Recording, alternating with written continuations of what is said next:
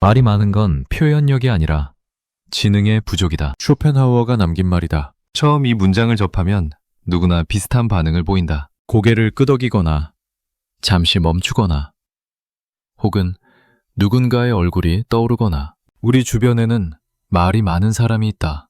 회의 시간마다 긴 발언을 이어가는 사람, 대화 중에 끊임없이 끼어드는 사람, 전화를 끊지 못하는 사람, 카톡 메시지가 유난히 긴 사람, 그런 사람의 얼굴이 하나둘 떠오른다. 그런데 문제는 그 다음이다. 문득 이런 생각이 스친다. 그런데 나는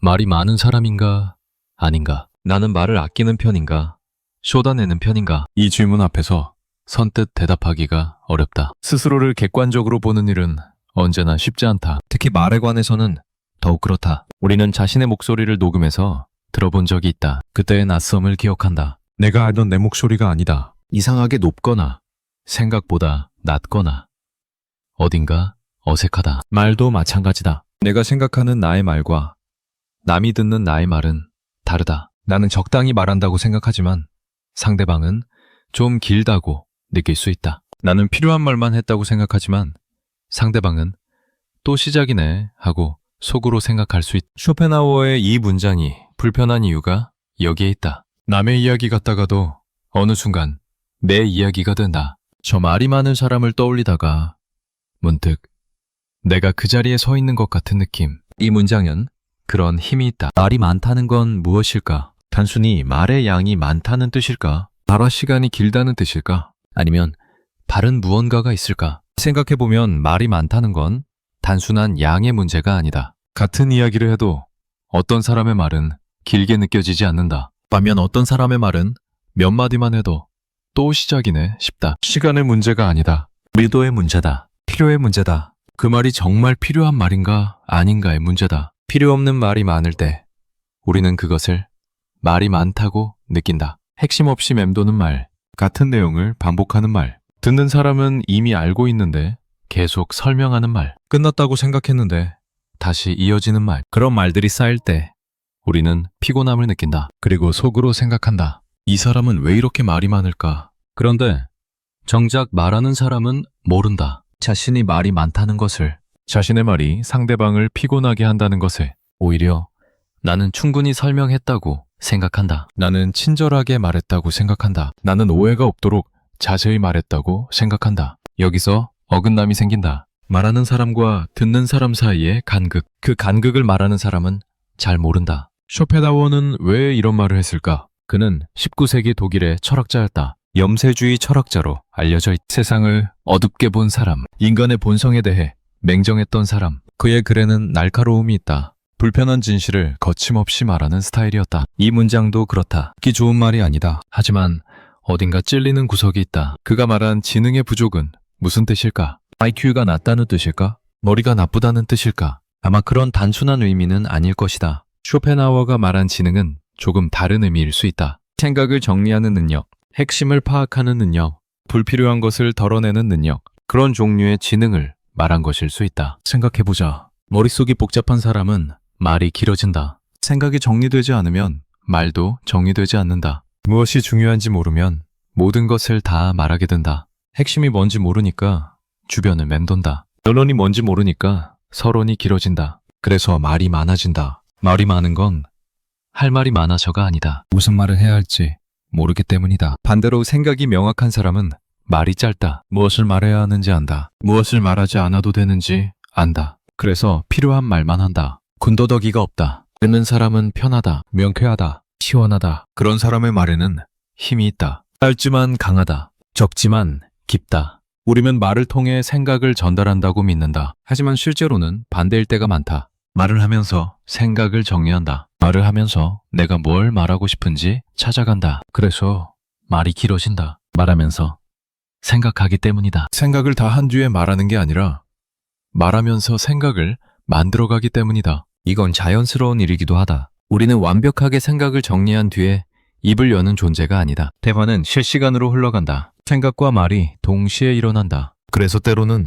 말이 생각을 앞서기도 한다. 입이 먼저 열리고 그 뒤를 생각이 따라가기도 한다. 누구나 그런 경험이 있다. 문제는 그 정도의 차이다. 어떤 사람은 말하기 전에 잠시 멈춘다. 생각을 정리할 시간을 갖는다. 그래서 말이 비교적 정돈되어 나온다. 어떤 사람은 그 멈춤이 없다. 생각나는 대로 바로 말한다. 정리 없이 쏟아낸다. 그래서 말이 흩어진다. 산만해진다. 길어진다. 이 차이가 쌓이면 인상이 된다. 저 사람은 말이 정리되어 있다는 인상. 저 사람은 뭔가 말이 많다는 인상. 한두 번의 대화로 결정되는 게 아니다. 수많은 대화가 쌓여서 만들어지는 인상이다. 그리고 그 인상은 쉽게 바뀌지 않는다. 말이 많은 사람 옆에 있으면 피곤하다. 이건 누구나 아는 사실이다. 그런데 왜 피곤할까? 단순히 듣는 시간이 길어서일까? 그것만은 아니다. 좋은 강연은 2시간을 들어도 피곤하지 않다. 재미있는 이야기는 오래 들어도 지치지 않는. 하지만 말이 많은 사람의 이야기는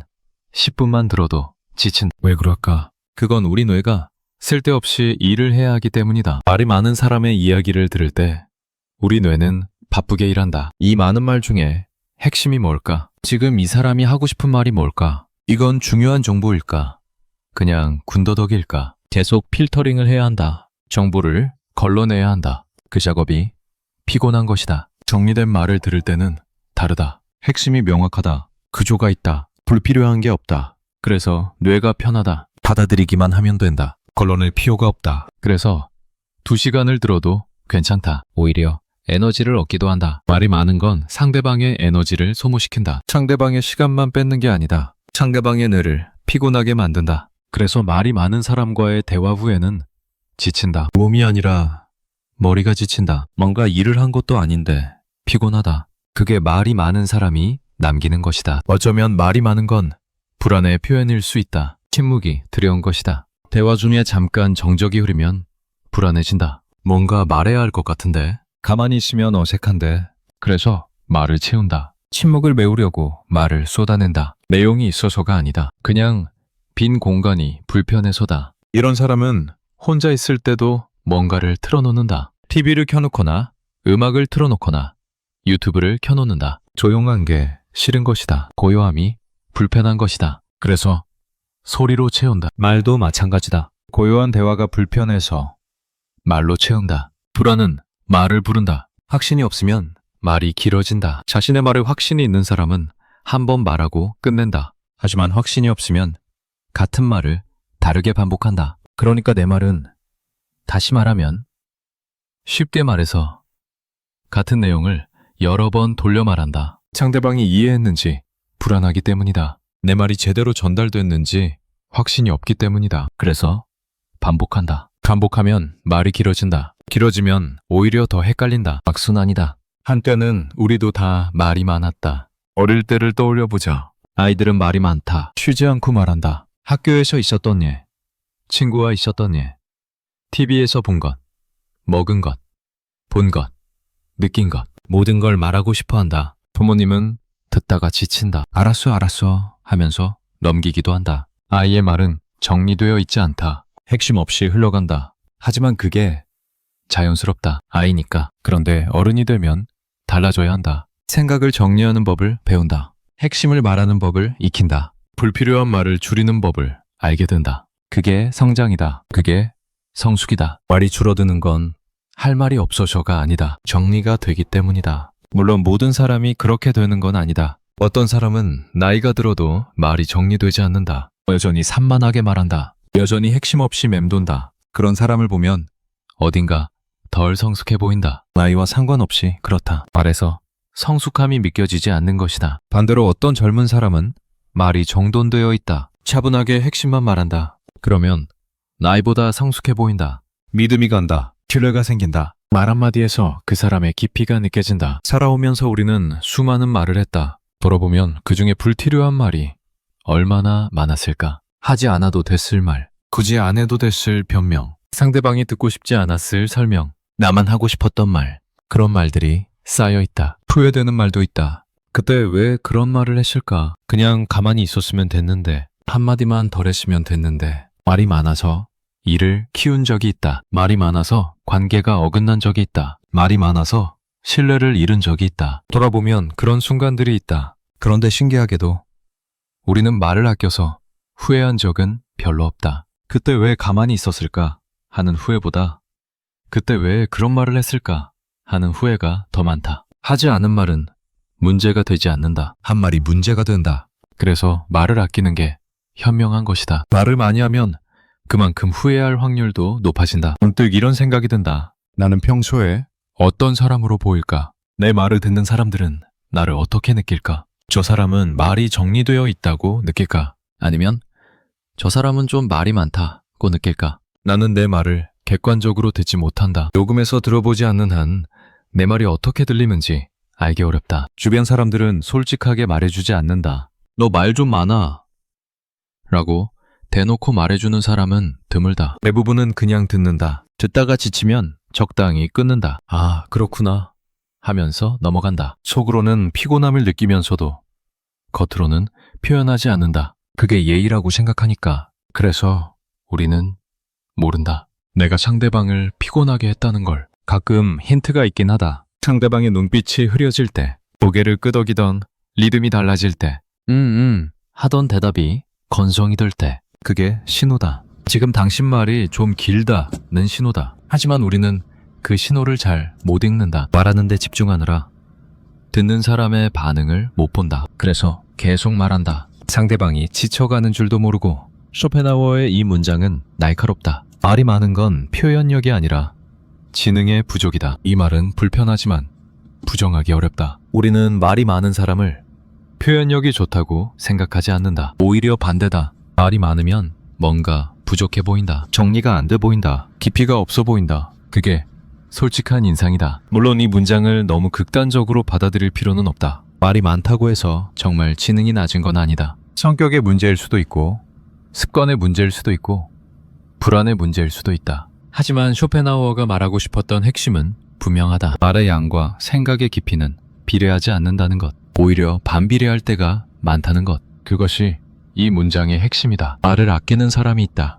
그런 사람은 쉽게 입을 열지 않는다. 대화 중에 잠깐 생각한다. 그리고 말한다. 그 말에는 무게가 있다. 가볍지 않다. 그래서 사람들이 귀를 기울인다. 저 사람이 말하면 뭔가 있겠지 하는 기대가 생긴다. 말이 적은 사람의 말은 힘이 있다. 희소하기 때문이다. 반면 말이 많은 사람의 말은 가볍다. 너무 많으니까 희소하지 않다. 언제든 들을 수 있으니까 굳이 집중하지 않는다. 또 뭔가 말하겠지 하는 느낌. 말이 많으면 말의 가치가 떨어진다. 공급이 많으면 가격이 떨어지는 것과 같다. 말도 마찬가지다. 그래서 말을 아끼는 건 전략이 될 수 있다. 말을 아끼면 말의 가치가 올라간다.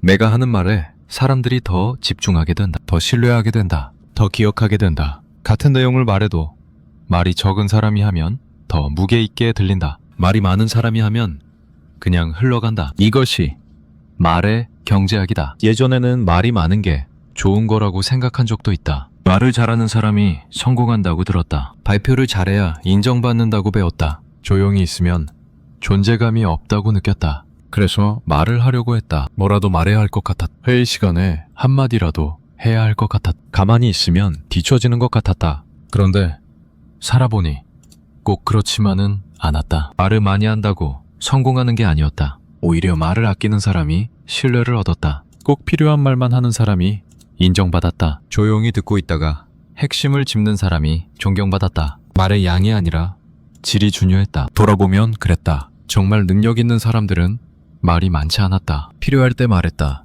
필요한 만큼만 말했다. 그리고 나머지 시간에는 들었다. 관찰했다. 생각했다. 그게 진짜 능력이었다. 듣는다는 건 쉽지 않다. 말하는 건 쉽다. 내 생각을 내보내면 되니까. 하지만 듣는 건 어렵다. 상대방의 말을 받아들여야 하니까. 내 생각을 잠시 멈추고 상대방에게 집중해야 하니까. 그게 쉽지 않다. 그래서 많은 사람들이 듣는 척만 한다. 상대방이 말하는 동안 다음에 내가 할 말을 생각한다. 진짜 듣는 게 아니다. 기다리는 것이다. 내 말 할 차례래. 진짜 듣는 사람은 다르다. 상대방의 말에 온전히 집중한다. 그래서 상대방이 편안해진다. 이 사람은 내 말을 정말 듣고 있구나 하는 느낌. 그게 신뢰를 만든다. 그게 관계를 깊게 만든다. 말을 잘하는 것보다 잘 듣는 게 더 어렵고 더 가치 있다. 말이 많은 사람은 듣지 못한다. 말하느라 바쁘기 때문이. 상대방이 뭘 말하는지 잘 모른다. 대충 듣고 자기 말을 시작한다. 그래서 대화가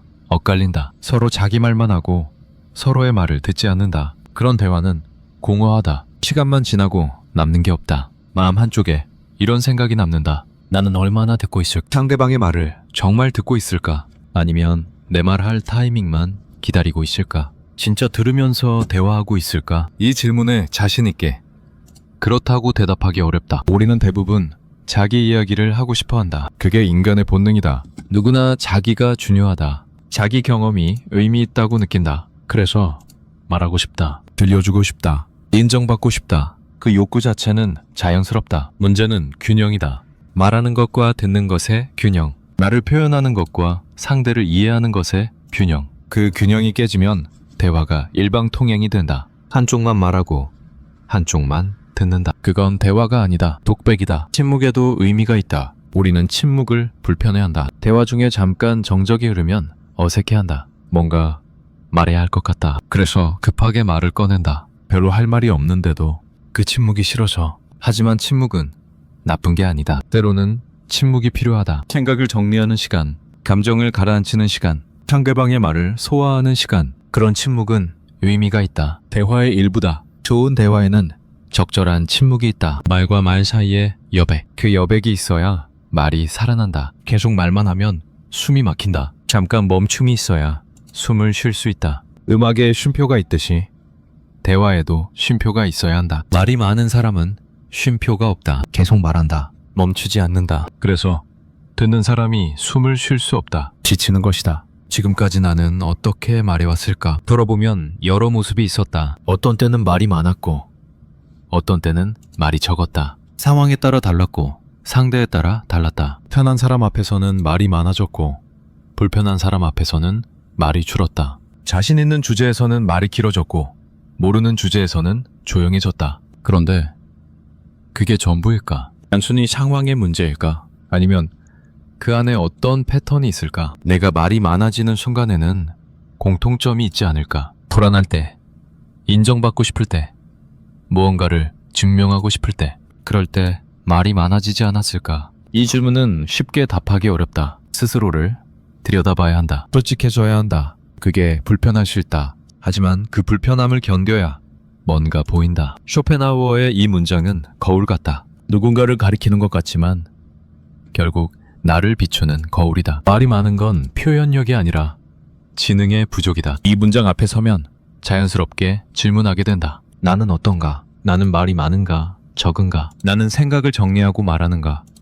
말하면서 정리하는가? 그 질문에 정답은 없다. 누가 채점해 주지도 않는다. 다만 스스로 돌아볼 뿐이다. 지금까지의 나를, 지금까지의 내 말들을, 그 안에서 무언가를 발견할 수도 있고 아무것도 발견하지 못할 수도 있다. 그래도 괜찮다. 질문하는 것 자체가 의미 있다. 이제 하나의 질문을 남긴다. 이 질문은 대답을 요구하지 않는다. 그냥 품고 있으면 된다. 잠들기 전에 떠올려도 좋고 매일 아침에 생각해도 좋다. 급하게 답할 필요 없다. 천천히, 조용히 스스로에게 물어보면 된다. 나는 말을 많이 하는 사람인가? 아니면 말을 아끼는 사람인가? 말이 많아지는 순간이 있다. 평소에는 그렇지 않다가도 어느 순간 말이 많아진다. 스스로도 느낀다. 오늘 내가 말을 많이 했네. 집에 돌아와서 문득 그런 생각이 든다. 왜 그랬을까? 무엇이 나를 그렇게 만들었을까? 그 순간을 떠올려 보면 뭔가 이유가 있다. 단순히 할 말이 많아서가 아니다. 다른 무언가가 있었다. 불안했을 수 있다. 상대방이 나를 어떻게 볼지 신경 쓰였을 수 있다. 인정받고 싶었을 수 있다. 내가 틀리지 않았다는 걸 증명하고 싶었을 수 있다. 침묵이 두려웠을 수 있다. 가만히 있으면 무능해 보일 것 같았을 수 있다. 그런 감정들이 말을 부른다. 말의 양은 감정의 양과 연결되어 있다. 우리는 보통 말의 내용에만 집중한다. 무슨 말을 할까를 고민한다. 하지만 정작 중요한 질문은 다른 데 있다. 왜 말을 하는가? 이 질문을 던지는 사람은 드물다. 말의 내용보다 말의 동기가 더 본질적일 때가 많다. 같은 말이라도 왜 하느냐에 따라 전혀 달라진다. 정보를 전달하기 위해 하는 말이 있다. 상대방에게 꼭 필요한 정보를 주는 말. 이런 말은 목적이 분명하다. 필요하니까 한다. 필요한 만큼만 한다. 그래서 길어지지 않는다. 하지만 다른 종류의 말이 있다. 나를 위한 말. 상대방이 아니라 나 자신을 위해 하는 말. 불안을 해소하기 위한 말. 인정받기 위한 말. 존재감을 드러내기 위한 말. 침묵이 불편해서 채우는 말. 이런 말은 목적이 불분명하다. 그래서 끝이 없다. 계속 이어진다. 멈추기가 어렵다. 문제는 우리가 이 두 가지를 잘 구분하지 못한다는 것이다. 스스로는 필요한 말을 하고 있다고 생각한다. 하지만 실제로는 나를 위한 말을 하고 있을 때가 많다. 그걸 인식하지 못한다. 그래서 말이 길어지는 것이다. 불안은 말을 부른다. 이건 거의 본능에 가깝다. 위험을 느끼면 몸이 반응하듯이 불안을 느끼면 입이 반응한다. 뭔가 말해야 할 것 같다. 가만히 있으면 안 될 것 같다. 그래서 말을 시작한다. 말을 하면 불안이 조금 줄어드는 것 같다. 뭔가 하고 있다는 느낌이 든다. 그래서 계속 말한다. 하지만 이건 착각이다. 말을 한다고 불안이 해소되지 않는다. 오히려 더 커질 때가 많다. 말을 많이 하면 실수할 확률도 높아진다. 하지 않아도 될 말을 하게 된다. 그러면 후회가 생긴다. 후회는 또 다른 불안을 부른다. 악순환이 시작된다. 불안할 때 말을 아끼는 건 어렵다. 본능에 거스리는 일이다. 하지만 그래서 더 의미가 있다. 불안한데도 말을 아끼는 사람. 그런 사람에게는 내공이 느껴진다. 자기 감정을 다스릴 줄 아는 사람이라는 인상. 그게 신뢰로 이어진다. 인정받고 싶은 마음도 말을 부른다. 누구나 인정받고 싶다. 그건 자연스러운 욕구다. 문제는 그 욕구가 말로 표출될 때다. 인정받고 싶으면 자꾸 자기 이야기를 하게 된다. 내가 뭘 했는지, 내가 뭘 아는지, 내가 어떤 경험을 했는지. 상대방이 궁금해하지 않는데도 말한다. 들어봐, 나도 그런 적 있어. 사실 나는 말이야. 이런 말들이 자꾸 나온다. 이걸 자랑이라고 하기는 좀 그렇다. 본인은 자랑한다고 생각하지 않는다. 그냥 대화의 일부라고 생각한다. 하지만 듣는 사람은 믿긴, 이 사람은 자기 얘기를 참 많이 하네. 그런 인상이 쌓이면 피하고 싶어진다. 역설적이다. 인정받고 싶어서 말을 많이 하는데 그 말이 오히려 사람을 멀어지게 만든다. 정말 인정받는 사람은 말이 많지 않다. 자기 이야기를 굳이 하지 않아도 인정받는다. 행동으로 보여주기 때문이다. 결과로 증명하기 때문이다. 말로 인정받으려는 건 다른 방법으로는 인정받지 못한다는 뜻일 수 있다. 그래서 더 말하게 되고, 그래서 더 인정받지 못하게 된다. 침묵이 두려운 사람이 있다. 대화 중에 잠깐 정적이 흐르면 견디지 못한다. 어색하다. 불편하다. 뭔가 잘못된 것 같다. 그래서 급하게 말을 꺼낸다. 아무 말이라도 해서 그 침묵을 메운다. 내용은 중요하지 않다. 침묵을 깨는 게 목적이다. 왜 침묵이 두려울까? 여러 이유가 있을 수 있다. 침묵 속에서 평가받는 것 같은 느낌. 상대방이 나를 지루하다고 생각할 것 같은 두려움. 관계가 어색해지는 것 같은 불안. 혹은 그냥 고요함 자체가 낯선 것일 수도 있다. 어릴 때부터 시끄러운 환경에서 자란 사람은 조용함이 불편하다. 익숙하지 않기 때문이다. 하지만 침묵은 나쁜 게 아니다. 좋은 관계일수록 침묵이 편하다. 굳이 말하지 않아도 괜찮다. 가치 있는 것만으로 충분하다. 그런 관계에서는 침묵이 어색하지 않다. 오히려 자연스럽다. 편안하다. 침묵을 견디지 못하는 건 관계에 대한 불안일 수 있다. 가만히 있으면 이 관계가 끊어질 것 같아. 그런 두려움. 그래서 말로 관계를 붙잡으려 한다. 말을 계속해야 연결이 유지되는 것 같다. 하지만 그건 착각이다. 말이 많다고 관계가 깊어지지 않는다. 오히려 적절한 침묵이 관계를 깊게 만든다. 증명하고 싶은 마음도 말을 부른다. 자신이 틀리지 않았다는 걸 증명하고 싶을 때, 자신이 무능하지 않다는 걸 보여주고 싶을 때, 자신의 선택이 옳았다는 걸 확인받고 싶을 때, 그럴 때 말이 많아진다. 설명이 길어진다. 변명이 늘어난다. 해명이 반복된다. 누군가 내 의견에 반대하면 말이 많아진다. 아니, 내 말은 그게 아니라, 다시 설명하면, 좀 더 정확히 말하자면 같은 내용을 여러 번 다르게 말한다. 상대방이 수긍할 때까지 멈추지 않는다. 상대방이 알았어 라고 해도 진짜 이해한 건지 확인하고 싶어서 또 말한다. 이건 방어 본능이다. 공격받는다고 느끼면 방어한다. 말로 방어한다. 더 많은 말로, 더 자세한 설명으로, 더 긴 논리로. 하지만 방어적인 말은 상대방을 지치게 만든다. 알았다니까 왜 자꾸 그래?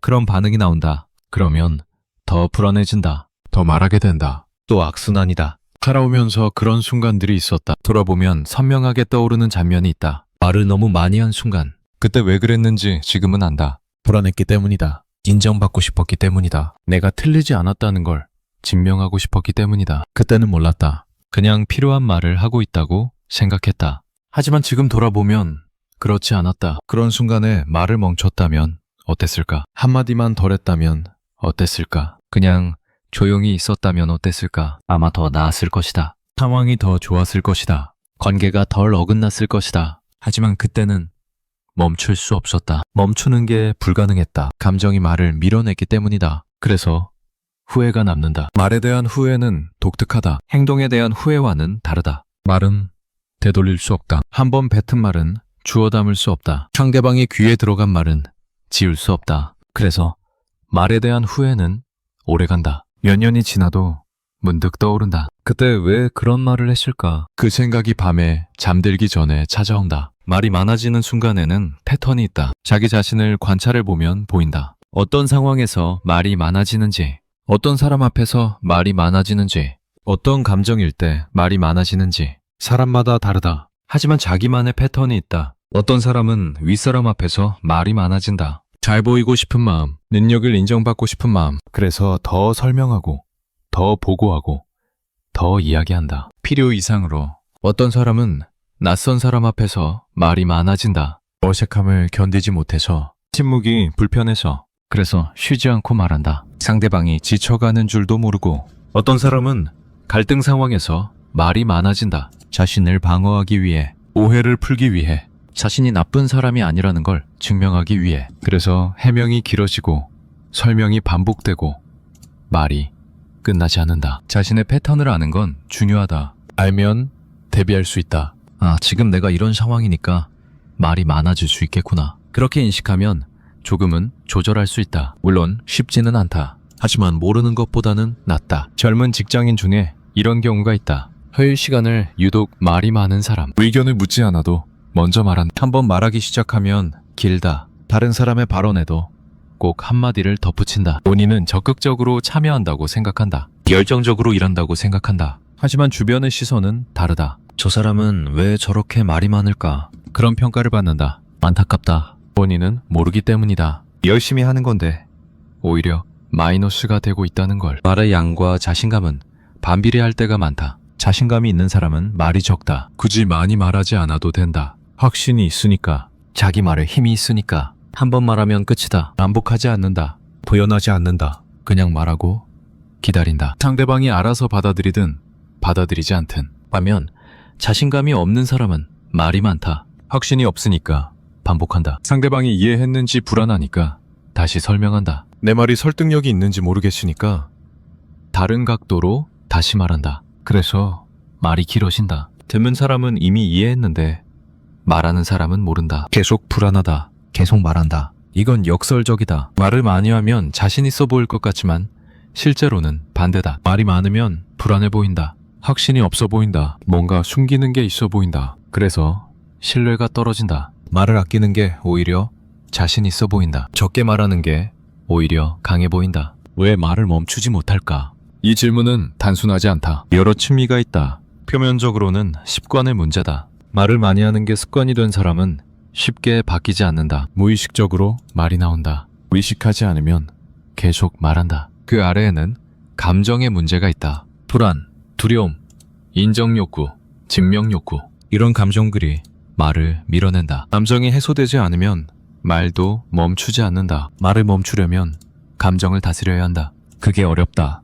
더 깊은 층위에는 자기 인식의 문제가 있다. 자신이 말을 많이 한다는 걸 모르는 사람이 많다. 알아야 바꿀 수 있다. 모르면 바꿀 수 없다. 그래서 자기 인식이 중요하다. 자신의 말하는 패턴을 아는 것. 자신이 언제 말이 많아지는지 아는 것. 그게 첫 번째 단계다. 어떤 사람은 평생 말이 많다. 나이가 들어도 변하지 않는다. 오히려 더 심해지기도 한다. 들어줄 사람이 줄어드니까. 외로우니까. 누군가 앞에 앉으면 쏟아낸다. 젊었을 때는 그래도 참았는데 나이가 되니까 참지 않는다. 내 나이에 뭘 참아. 그런 생각이 말을 풀어놓는다. 그런 분들을 만나면 안타깝다. 말이 많아질수록 사람들이 멀어진다. 자녀들도 연락을 피한다. 친구들도 만남을 꺼린다. 외로워서 말이 많아지는데 말이 많아서 더 외로워진다. 이 악순환을 본인은 모른다. 왜 사람들이 멀어지는지 이해하지 못한다. 요즘 사람들은 정이 없어. 그렇게 생각한다. 자신의 말이 문제라는 걸 모른다. 반면 나이가 들수록 말이 줄어드는 사람도 있다. 젊었을 때는 말이 많았는데 살다 보니 깨달은 게 있다. 말이 많아봤자 소용없다는 것. 진짜 중요한 건 말이 아니라는 걸. 그래서 점점 말을 아끼게 된다. 필요한 말만 한다. 그런 분들에게는 무게가 느껴진다. 말 한마디에 깊이가 있다. 그게 세월의 힘이다. 말을 아끼는 건 선택이다. 타고난 성격의 문제가 아니다. 물론 성격이 영향을 미치긴 한다. 외향적인 사람은 말이 많은 경향이 있고 내향적인 사람은 말이 적은 경향이 있다. 하지만 그게 전부는 아니다. 외향적이어도 말을 아끼는 사람이 있다. 내향적이어도 어떤 상황에서는 말이 많아지는 사람이 있다. 결국 선택의 문제다. 매 순간 선택한다. 이 말을 할까 말까, 더 말할까, 여기서 멈출까, 지금 끼어들까, 조금 더 들을까. 그 선택들이 쌓여서 패턴이 된다. 습관이 된다. 인상이 된다. 저 사람은 말이 많다. 혹은 저 사람은 말을 아낀다.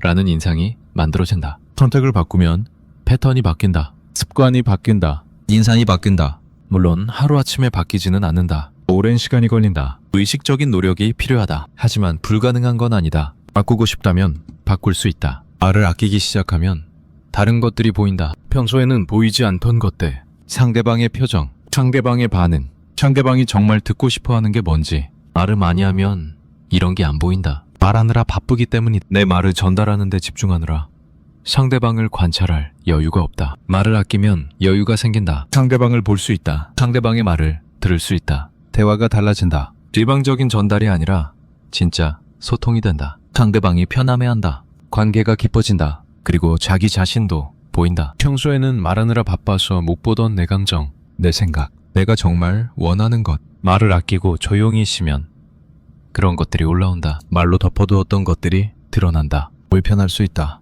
하지만 그래야 진짜 나를 만날 수 있다. 지금까지의 삶에서 말은 어떤 역할을 했을까? 말로 문제를 해결한 적도 있다. 말로 관계를 만든 적도 있다. 말로 기회를 얻은 적도 있다. 말이 필요한 순간이 있었다. 말이 힘이 된 순간이 있었다. 하지만 반대의 순간도 있었다. 말로 문제를 키운 적, 말로 관계를 망친 적, 말로 기회를 날린 적, 하지 않아도 될 말을 해서 후회한 적, 그런 순간들도 있었다. 돌아보면 어느 쪽이 더 많을까? 말이 도움이 된 순간과 말이 해가 된 순간. 사람마다 다르겠지만 솔직하게 생각해보면 답이 있다. 그 답이 불편할 수도 있다. 하지만 그 불편함을 마주해야 한다. 그래야 앞으로가 달라진다. 말하지 않는 용기가 있다. 말하는 것보다 말하지 않는 게 더 어려울 때가 있다. 반박하고 싶은데 참는 것, 해명하고 싶은데 참는 것, 내 의견을 말하고 싶은데 참는 것. 이게 쉽지 않다. 본능에 거스르는 일이다. 하지만 그 참음이 힘이 될 때가 있다. 말하지 않아서 상황이 좋아진 경우, 참아서 관계가 유지된 경우, 그런 경험이 쌓이면 안다. 모든 말이 필요한 게 아니라는 걸. 때로는 침묵이 더 나은 선택이라는 걸. 말하지 않는 건 패배가 아니다. 포기가 아니다. 오히려 전략적 선택이다. 현명한 선택이다. 모든 걸 말할 필요 없다. 모든 것에 반응할 필요 없다. 고를 수 있다. 선택할 수 있다. 그 선택이 나를 규정한다. 예전에 했던 말들이 떠오른다. 그때 왜 그런 말을 했을까? 지금 생각하면 하지 않아도 됐을 말, 굳이 안 해도 됐을 설명, 불필요했던 변명, 과했던 자랑, 그런 말들이 있다. 떠올리면 얼굴이 붉어진다. 부끄럽다. 민망하다. 그때의 나는 왜 그랬을까? 아마 불안했을 것이다. 인정받고 싶었을 것이다. 내가 틀리지 않았다는 걸 증명하고 싶었을 것이다. 그 감정이 말을 밀어냈다. 멈출 수 없었다. 그 순간에는 그게 최선이라고 생각했다. 하지만 지금 돌아보면 그렇지 않았다. 이런 뒤늦은 깨달음이 쌓인다. 살면서 조금씩 배운다. 말을 아껴야 한다는 걸, 불필요한 말을 줄여야 한다는 걸, 감정에 휘둘려 말하면 안 된다는 걸 머리로는 안다. 하지만 실천은 여전히 어렵다. 비슷한 상황이 오면 또 말이 많아진다. 그리고 또 후회한다. 그 반복이 계속된다. 변하는 건 느리다. 습관은 쉽게 바뀌지 않는다. 수십 년 동안 굳어진 패턴은 의식적으로 노력해도 잘 바뀌지 않는다. 어제 다짐했는데 오늘 또 말이 많아졌다. 그러면 자책하게 된다. 나는 왜 안 바뀌지? 하지만 자책은 도움이 되지 않는다. 오히려 역효과다. 자책하면 불안해진다. 불안하면 또 말이 많아진다. 그래서 느긋해야 한다. 조급하면 안 된다. 천천히, 조금씩. 오늘 한 번 참았으면 된 것이다. 어제보다 한마디 줄였으면 성공이다. 작은 변화가 쌓이면 큰 변화가 된다. 시간이 걸린다. 인내가 필요하다. 하지만 불가능하지 않다. 말을 아끼면 삶이 달라진다. 이건 과장이 아니다. 말이 줄면 생각이 깊어진다. 말하기 전에 생각하게 되니까 말이 줄면 관계가 좋아진다. 상대방이 편안해하니까 말이 줄면 후회가 줄어든다. 하지 않아도 될 말을 안 하니까 작은 변화가 큰 차이를 만든다. 말 한마디의 차이가 관계의 차이가 된다. 인상의 차이가 된다. 기회의 차이가 된다. 그래서 말을 아끼는 건 투자다. 노력할 가치가 있는 일이다. 물론 모든 상황에서 말을 아껴야 하는 건 아니다. 말해야 할 때는 말해야 한다. 필요한 말은 해야 한다. 중요한 건 그 구분이다. 필요한 말과 불필요한 말을 구분하는 것.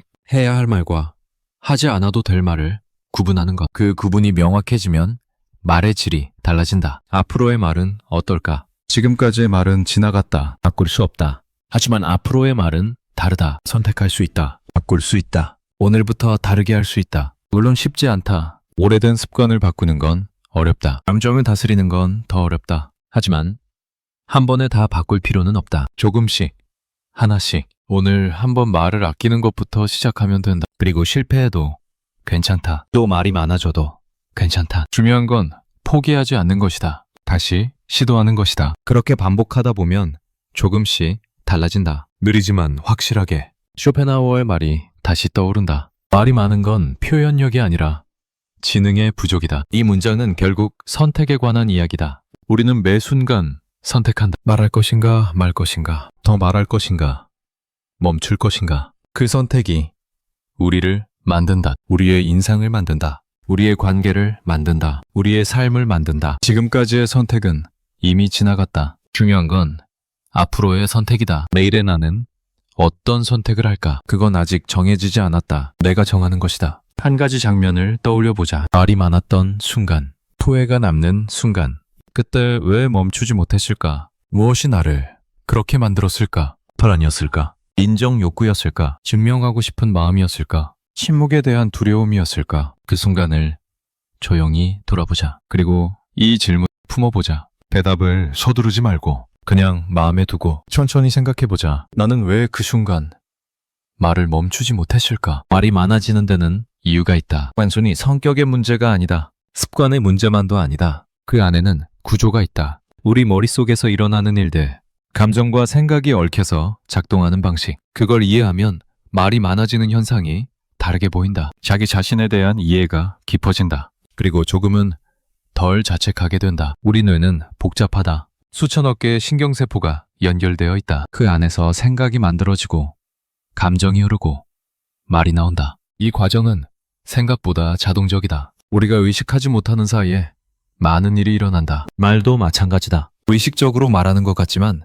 실제로는 무의식적인 부분이 크다. 뇌에는 여러 영역이 있다. 그 중에 말과 관련된 영역이 있다. 프로카 영역이라고 불리는 곳이다. 이곳이 손상되면 말을 하기 어려워진다. 생각은 할 수 있는데 말로 표현하지 못한다. 반대로 베르니케 영역이라는 곳도 있다. 이곳이 손상되면 말은 할 수 있는데 의미가 없어진다. 유창하게 말하지만 내용이 없다. 흥미로운 건 이 두 영역의 관계다. 생각을 담당하는 부분과 말을 담당하는 부분이 따로 있다.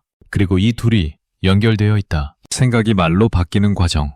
그 과정이 순조로우면 말이 정돈되어 나온다. 하지만 그 과정이 원활하지 않으면 말이 흐트러진다. 길어지거나 반복되거나 핵심을 벗어나거나. 우리가 말을 많이 하게 되는 이유 중 하나가 여기에 있다. 생각이 명확하지 않으면 말도 명확하지 않다. 머릿속에서 정리가 안 된 채로 입이 열린다. 그러면 말하면서 정리를 시도한다. 말이 생각을 따라가는 게 아니라 말이 생각을 찾아 헤맨다. 그래서 길어진다. 불안은 뇌에 직접적인 영향을 미친다. 불안을 느끼면 뇌의 특정 부분이 활성화된다. 편도체라고 불리는 곳이다. 이곳은 위험을 감지하는 역할을 한다. 위험 신호가 들어오면 편도체가 반응한다. 그리고 몸 전체에 경보를 보낸다. 심장이 빨리 뛰고 땀이 나고 근육이 긴장한다. 싸우거나 도망치기 위한 준비다. 그런데 현대인의 불안은 대부분 물리적 위험이 아니다. 사회적 위험이다. 천피당할까봐, 무시당할까봐, 틀렸다고 지적당할까봐. 이런 사회적 불안도 편도체를 자극한다. 뇌는 구별하지 못한다. 물리적 위험이든 사회적 위험이든 위험은 위험이다. 같은 방식으로 반응한다. 불안해지면 뇌의 다른 부분은 위축된다. 특히 전두엽이 그렇다. 전두엽은 이성적 사고를 담당한다. 계획하고 판단하고 충동을 조절하는 곳이다. 불안이 높아지면 전두엽의 기능이 떨어진다. 이성적으로 생각하기 어려워진다. 충동을 조절하기 어려워진다. 이게 말과 연결된다. 불안할 때 말이 많아지는 이유가 여기에 있다. 전두엽이 제대로 작동하지 않으니까. 말을 조절하는 기능이 약해지니까. 생각 없이 말이 나온다. 멈춰야 하는데 멈추지 못한다. 뇌의 브레이크가 풀린 상태다. 확신이 없으면 말이 반복된다. 이것도 뇌의 작동 방식과 관련이 있다. 우리 뇌는 불확실성을 싫어한다. 확실한 게 좋다. 예측 가능한 게 좋다. 불확실하면 불안해진다. 그래서 확실하게 만들려고 한다. 말을 할 때도 마찬가지다. 내 말이 상대방에게 제대로 전달됐는지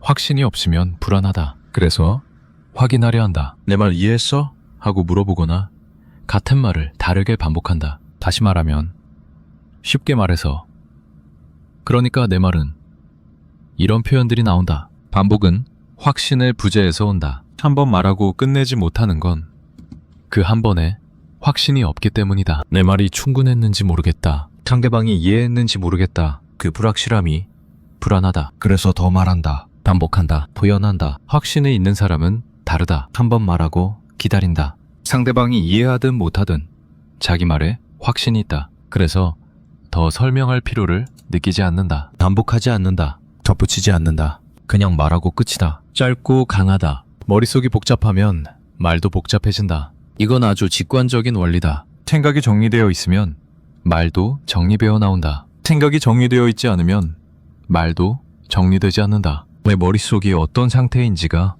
내 말에 그대로 드러난다. 정보가 많으면 정리가 어렵다. 우리 뇌는 한 번에 처리할 수 있는 정보의 양이 제한되어 있다. 작업 기억이라고 불리는 용량이 있다. 대략 7개 정도의 정보를 동시에 다룰 수 있다고 알려져 있다. 그 이상이 되면 혼란스러워진다. 뭐가 뭔지 모르게 된다. 말을 할 때도 마찬가지다. 전달하고 싶은 게 너무 많으면 정리가 안 된다. 뭘 먼저 말해야 할지 모른다. 뭘 생략해야 할지 모른다. 그래서 다 말하려고 한다. 순서 없이, 구조 없이, 떠오르는 대로. 그러면 말이 길어지고 산만해진다. 반면 전달하고 싶은 게 명확하면 말이 짧아진다. 핵심이 뭔지 안다. 그것만 말하면 된다. 나머지는 생략해도 된다. 그래서 간결해진다. 정돈된다. 힘이 생긴다. 말은 생각의 거울이다. 이 표현은 단순한 비유가 아니다. 실제로 그렇다. 말을 들으면 그 사람의 생각이 어떤 상태인지 알 수 있다. 정리되어 있는지, 혼란스러운지,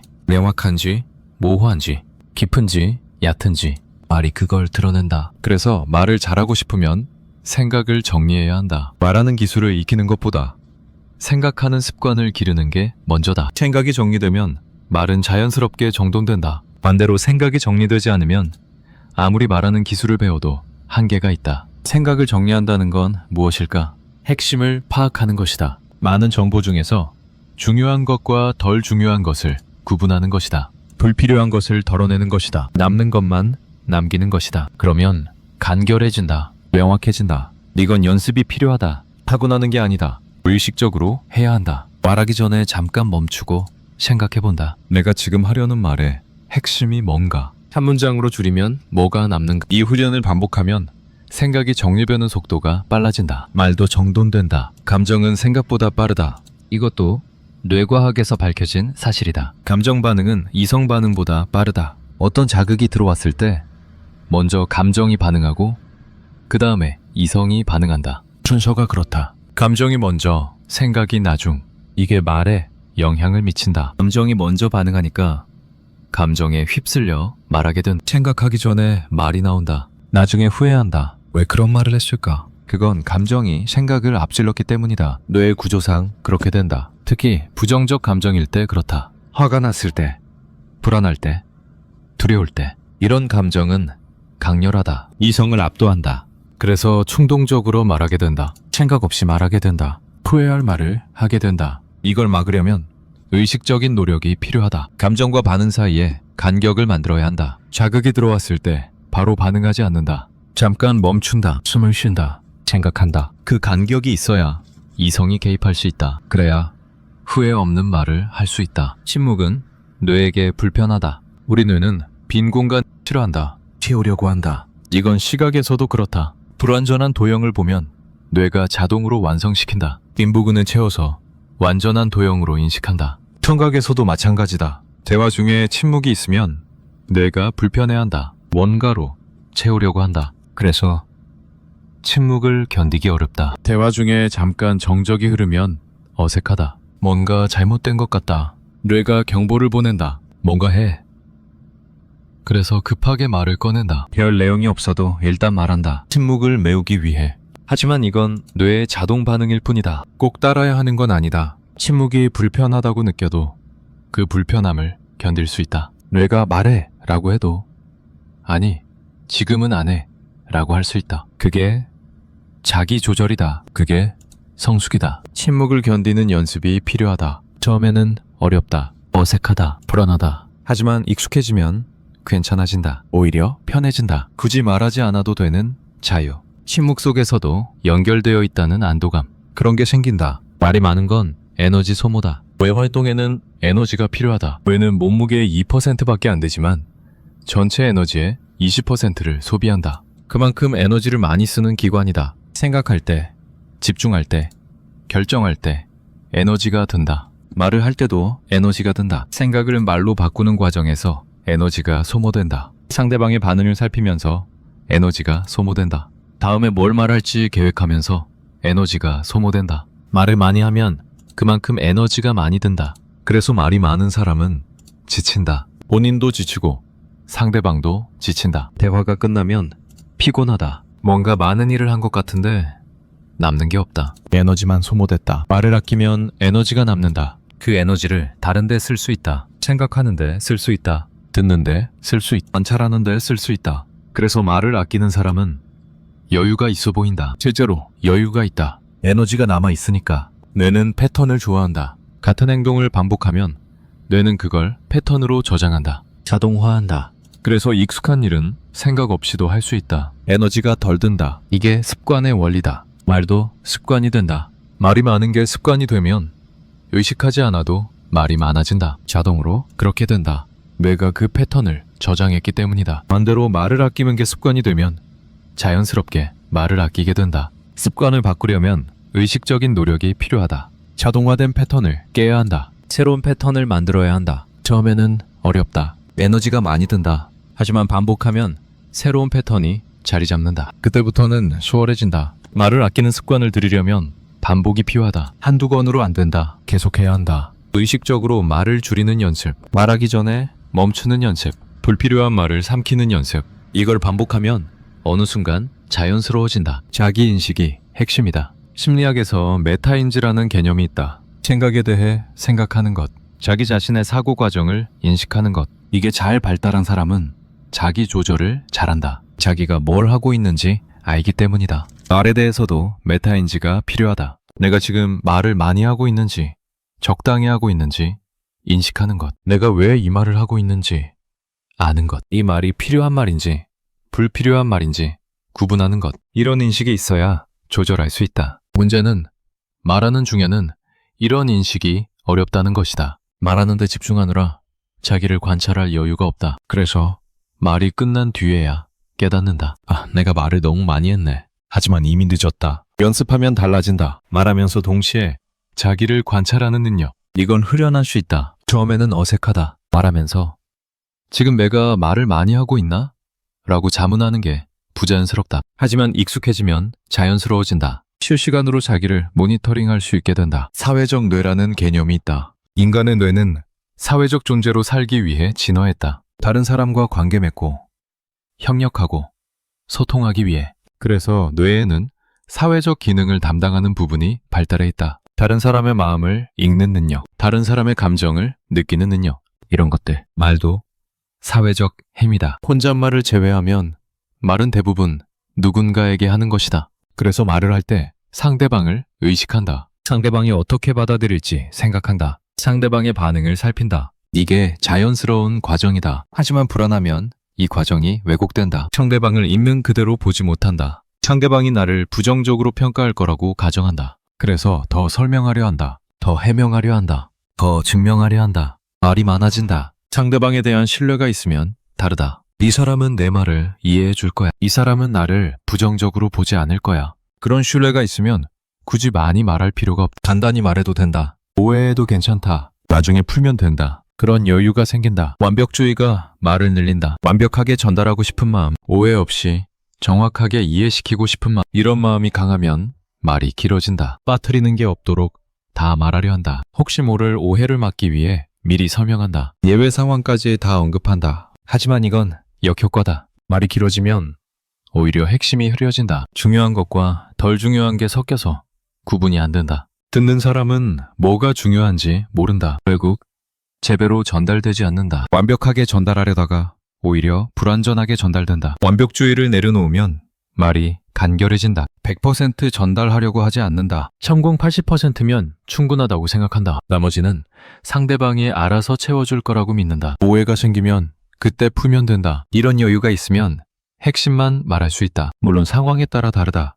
정확성이 중요한 상황에서는 자세히 말해야 한다. 계약 조건, 안전수칙, 중요한 지시사항, 이런 건 빠뜨리면 안 된다. 하지만 일상적인 대화에서는 그럴 필요가 없다. 대충 말해도 통한다. 그 대충의 여유가 말을 짧게 만든다. 기억은 재구성된다. 우리가 기억하는 건 있는 그대로의 과거가 아니다. 뇌가 재구성한 과거다. 기억은 녹화된 영상처럼 정확하게 저장되지 않는다. 조각조각 저장되어 있다가 떠올릴 때 조합된다. 그 과정에서 왜곡이 생긴다. 빠지는 것도 있고 더해지는 것도 있다. 말에 대한 기억도 마찬가지가. 내가 한 말을 기억할 때 실제로 한 말과 다를 수 있다. 보통 자기에게 유리한 쪽으로 왜곡된다. 덜 말했다고 기억한다. 더 잘 말했다고 기억한다. 그래서 자기 말에 대한 인식이 부정확하다. 이래서 피드백이 중요하다. 녹음해서 들어보거나 다른 사람에게 물어보거나 객관적인 정보가 필요하다.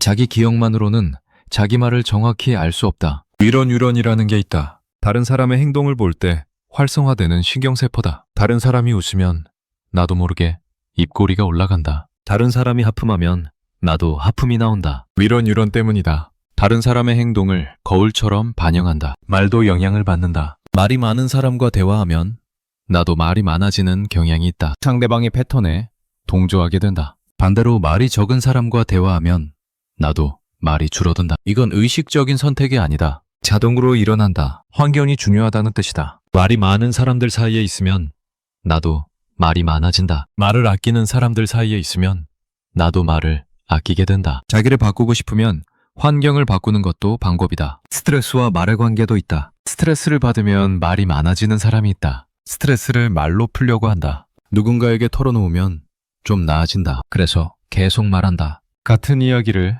여러 사람에게 한다. 말하면서 스트레스를 해소한다. 반대로 스트레스를 받으면 말이 줄어드는 사람도 있다. 속으로 사귄다. 말하기 싫다. 혼자 있고 싶다. 조용히 있으면서 정리하고 싶다. 이런 유형이다. 어느 쪽이 좋고 나쁘다고 할 수는 없다. 사람마다 다르다. 다만 자기 유형을 아는 건 도움이 된다. 내가 스트레스를 받을 때 어떻게 되는지 알면 대응할 수 있다. 말이 많아지는 유형이라면 스트레스 상황에서 의식적으로 말을 조절할 수 있다. 말을 아끼는 건 억압이 아니다. 이 점을 오해하면 안 된다. 말을 참으라는 게 아니다. 하고 싶은 말을 억누르라는 게 아니다. 그건 건강하지 않다. 억압된 감정은 어딘가에서 터진다. 말을 아끼는 건 선택하는 것이다. 모든 말을 다 하는 게 아니라 필요한 말을 고르는 것이다. 질이 낮은 말을 줄이고 질이 높은 말을 남기는 것이다. 양을 줄이고 밀도를 높이는 것이다. 그래서 말을 아끼는 사람도 할 말은 한다. 필요할 때는 말한다. 중요한 건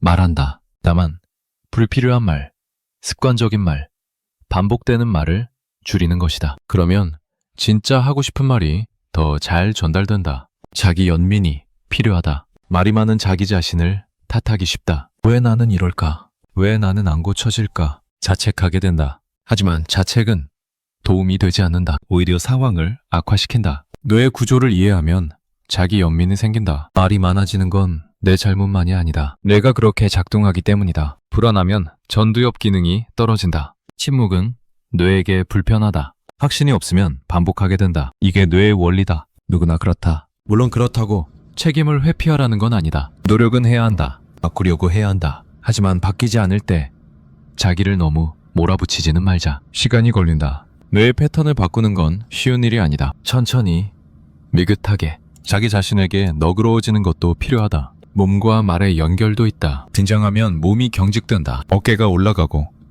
목이 뻣뻣해지고 호흡이 얕아진다. 이런 신체 상태가 말에 영향을 미친다. 몸이 긴장되면 말도 긴장된다. 빨라지거나 높아지거나 많아지거나. 반대로 몸이 이완되면 말도 이완된다. 느려지고 낮아지고 적어진다. 그래서 말을 조절하고 싶으면 몸부터 이완시키는 것도 방법이다. 깊게 숨쉬기, 어깨 내리기, 턱 풀기 이런 간단한 동작으로도 달라진다. 긴장된 상태에서 말을 아끼려고 해봤자 잘 안 된다. 뇌와 몸이 협조하지 않는다. 먼저 몸을 풀어야 한다. 몸이 편안해지면 뇌도 편안해진다. 그때 말을 조절하기가 훨씬 쉽다. 듣기와 말하기는 연결되어 잘 듣는 사람은 말을 아낀다. 상대방의 말에 집중하느라 내 말 할 여유가 없다. 자연스럽게 말이 줄어든다. 반대로 말을 많이 하는 사람은 듣지 못한다. 말하느라 바쁘기 때문이 듣기를 잘하면 말의 질이 올라간다. 상대방이 뭘 원하는지 알게 되니까 그에 맞게 말할 수 있으니까 헛된 말이 줄어든다. 핵심을 찌르는 말을 할 수 있다. 그래서 듣기 연습은 말하기 연습이기도 하다. 진짜 듣는다는 건 쉽지 않다. 상대방이 말하는 동안 다음에 내가 할 말을 생각하는 게 아니라 정말 상대방의 말에 집중하는 것. 상대방의 입장이 되어보는 것. 이게 진짜 듣기다.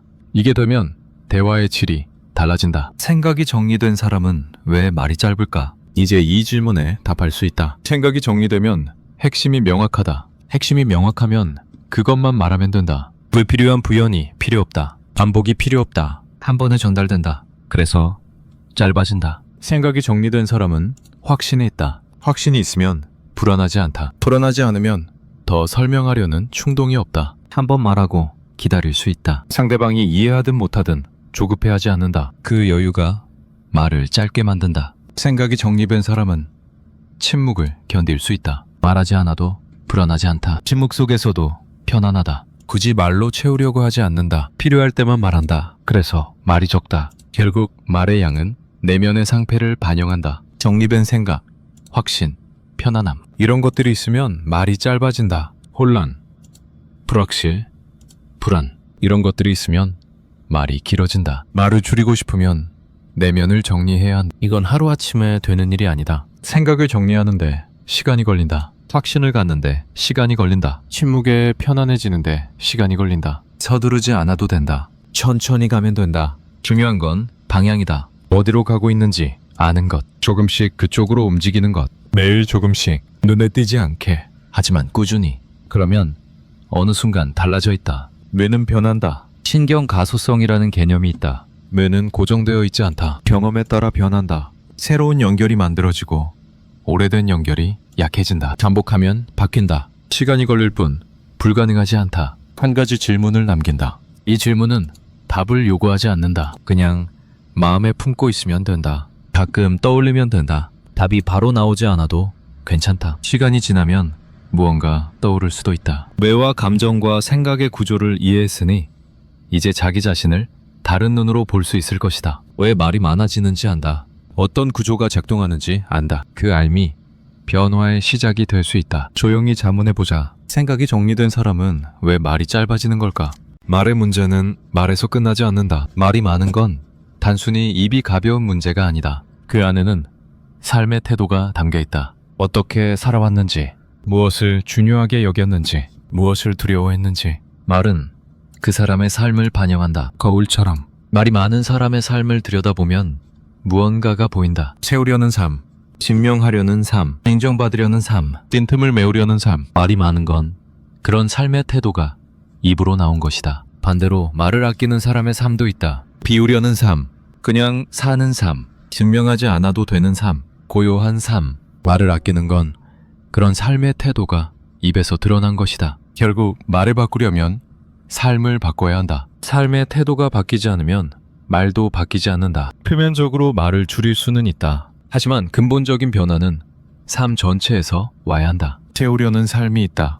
비어있으면 불안하다. 뭔가로 채워야 안심이 된다. 시간도 채워야 하고 공간도 채워야 하고 관계도 채워야 한다. 빈틈이 있으면 견디지 못한다. 그래서 계속 무언가를 넣는다. 의점을 채우고 물건을 채우고 사람을 채운다. 말도 마찬가지다. 침묵이 있으면 불안하다. 말로 채워야 한다. 대화에 빈틈이 있으면 견디지 못한다. 그래서 계속 말한다. 내용이 없어도 말한다. 채우기 위해 말한다. 채우려는 삶은 지친다. 끝이 없기 때문이다. 채워도 다시 빈다. 새로운 빈틈이 생긴다. 그걸 또 채워야 한다. 무한 반복이다. 만족이 없다. 평화가 없다. 항상 뭔가를 해야 한다. 쉴 틈이 없다. 그런데 왜 채우려고 할까? 빈 것이 두렵기 때문이다. 아무것도 없는 상태가 두렵다. 나 자신만 남는 상태가 두렵다. 외부의 것들이 사라지면 남는 건 나뿐이다. 그 나를 마주하는 게 두렵다. 그래서 채운다. 나를 마주하지 않기 위해, 나로부터 도망치기 위해 비우려는 삶이 있다. 채우는 대신 덜어낸다. 불필요한 것을 버린다. 꼭 필요한 것만 남긴다. 시간도 비우고 공간도 비우고 관계도 정리한다. 빈틈을 두려워하지 않는다. 오히려 빈틈을 만든다. 여백을 소중히 한다. 말도 마찬가지다. 모든 말을 하지 않는다. 필요한 말만 한다. 침묵을 두려워하지 않는다. 오히려 침묵을 즐긴다. 말하지 않아도 불안하지 않다. 조용히 있어도 괜찮다. 비우려는 삶은 평화롭다. 해야 할 것이 적기 때문이다. 채울 것이 없으니 쫓기지 않는다. 여유가 있다. 숨쉴 공간이 있다. 느긋하다. 조급하지 않다. 비우려면 용기가 필요하다. 빈 것을 견뎌야 한다. 나 자신을 마주해야 한다. 외부의 것들 없이도 괜찮다는 확신이 있어야 한다. 그 확신이 없으면 비울 수 없다. 다시 채우게 된다. 증명하려는 삶이 있다. 나는 괜찮은 사람이라는 걸 증명하려는 삶. 나는 능력이 있다는 걸 증명하려는 삶. 나는 가치가 있다는 걸 증명하려는 삶. 끊임없이 증명해야 한다. 한번 증명하면 끝이 아니다. 계속 증명해야 한다. 어제의 증명은 오늘 무효가 된다. 오늘 다시 증명해야 한다. 말이 많아지는 건 증명하려는 삶의 증상이다. 내가 아는 걸 보여주기 위해 말한다. 내가 똑똑하다는 걸 보여주기 위해 말한다. 내가 경험이 많다는 걸 보여주기 위해 말한다. 말로 나를 증명한다. 말이 많을수록 더 많이 증명할 수 있다고 생각한다. 하지만 역설이 있다. 증명하려고 말을 많이 할수록 오히려 증명에 실패한다. 말이 많으면 가벼워 보인다. 불안해 보인다. 확신이 없어 보인다. 정말 능력 있는 사람은 굳이 증명하지 않는다. 증명하려고 애쓰는 건 스스로도 확신이 없기 때문이다. 증명하려는 삶은 피곤하다. 늘 평가받는 느낌이다. 늘 시험대에 서 있는 느낌이다. 긴장을 풀 수 없다. 한순간이라도 방심하면 무능해 보일 것 같다. 그래서 쉬지 못한다. 늘 무언가를 해야 한다. 늘 무언가를 보여줘야 한다. 그냥 사는 삶이 있다. 증명하지 않는 삶, 보여주지 않는 삶. 나는 그냥 나다. 그걸로 충분하다. 남에게 인정받지 않아도 괜찮다. 내가 나를 알면 된다. 그런 삶. 말이 적어지는 건 그냥 사는 삶의 특징이다. 증명할 게 없으니 말이 필요 없다. 보여줄 게 없으니 말이 필요 없다. 그냥 있으면 된다. 조용히 있으면 된다. 말하지 않아도 나는 나다. 그냥 사는 삶은 편하다. 눈치 볼 필요가 없다. 평가를 신경 쓰지 않는다. 남이 어떻게 생각하든 상관없다. 내 삶을 산다. 내 방식대로 산다. 그게 전부다. 물론 이게 쉬운 건 아니다. 우리는 사회 속에서 산다. 완전히 남의 시선을 무시할 수는 없다. 어느 정도는 신경 써야 한다. 하지만 정도의 문제다. 과도하게 증명하려는 것과 적당히 사회에 맞추면서 내 삶을 사는 것은 다르다. 후자는 가능하다. 동양사상에 이런 개념이 있다. 무의자연. 노자가 말한 삶의 방식이다. 억지로 하지 않는다. 자연스럽게 흘러간다. 채우려고 애쓰지 않는다. 비우면 자연이 채워진다. 증명하려고 애쓰지 않는다. 그냥 있으면 자연이 드러난다. 노자는 물을 좋아했다. 물은 다투지 않는다. 낮은 곳으로 흐른다. 어디든 맞춘다. 그릇 모양대로 변한다. 부드럽지만 바위를 뚫는다. 말이 없지만 힘이 있다. 이게 노자가 말한 이상적인 삶이다. 말이 많은 삶은 이 반대다. 채우려고 한다. 높은 곳으로 가려 한다. 맞추지 않고 밀어붙인다. 단단하지만 풀어진다. 말이 많지만 힘이 없다. 동양 사상의 관점에서 보면 말이 많은 건 자연스러운 상태가 아니다. 서양에서도 비슷한 생각이 있다. 스토아 철학이 그렇다. 마르쿠스 아우렐리우스는 로마 황제였다. 가장 강력한 권력자였다. 하지만 그의 글을 보면 겸손하다. 자기 자신에게 엄격하고 허영을 경계한다. 말의 절제에 대해서도 언급한다. 쓸데없는 말을 하지 말라고, 필요한 말만 하라고. 권력의 정점에 있던 사람이 말의 절제를 강조했다. 그만큼 말이 많은 건 지위와 상관없는 문제라는 뜻이다. 황제도 말이 많아질 수 있다. 아무리 높은 자리에 있어도 불안하면 말이 많아진다. 증명하려 들면 말이 많아진다. 스토아 철학의 핵심은 내가 통제할 수 있는 것에만 집중하라는 것이다. 남의 평가는 내가 통제할 수 없다. 그러니 신경 쓰지 말라. 내 말과 행동만 통제할 수 있다. 거기에 집중하라. 이 원칙을 따르면 말이 줄어든다. 남에게 보여주기 위한 말이 사라지기 때문이다. 문학에서도 이런 인물이 등장한다. 말이 적은 인물, 조용하지만 존재감이 있는 인물.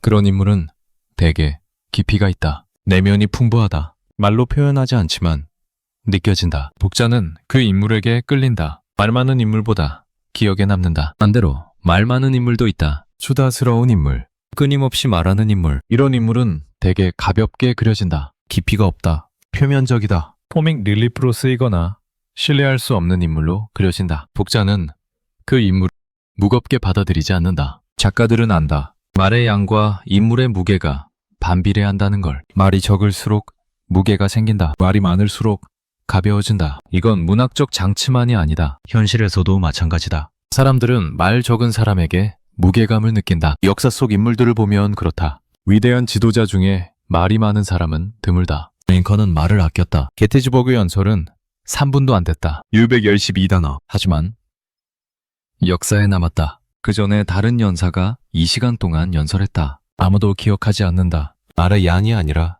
질이 중요하다는 증거다. 만디도 말을 아꼈다. 필요한 말만 했다. 하지만 그 말에는 힘이 있었다. 수백만 명을 움직였다. 말의 힘은 양에서 오지 않는다. 진정성에서 온다. 깊이에서 온다. 절제에서 온다. 물론 말을 잘한 지도자도 있다. 퍼첼은 연설의 달인이었다. 하지만 그의 연설도 길지 않았다. 핵심을 찔렀다. 군더더기가 없었다. 말을 잘한다는 건 말을 많이 한다는 뜻이 아니다. 오히려 반대다.